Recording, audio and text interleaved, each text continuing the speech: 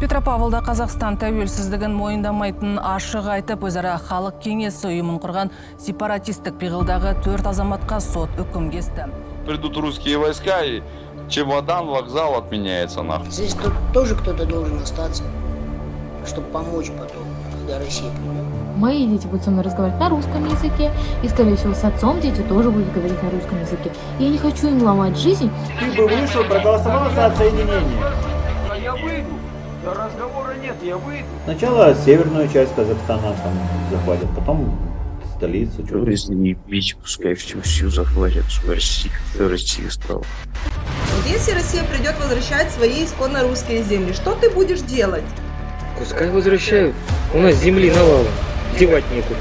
Bir bekeni sayıp, benim balama Қазақша söylеген үшін оған айғайлай бастады.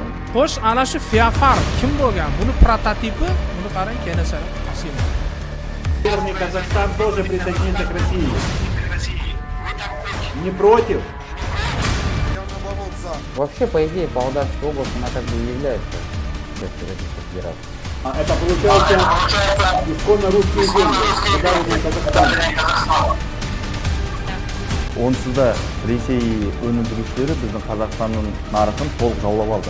Мне не нравится казахский язык и гырканье вот это вот. Казахстан, Восточный Казахстан – это земля России. Россия придет уже к нам, заберет нас полностью все. А вы бы хотели, да? Ты что делать будешь? Да, я очень хочу, потому что я за Россию иду.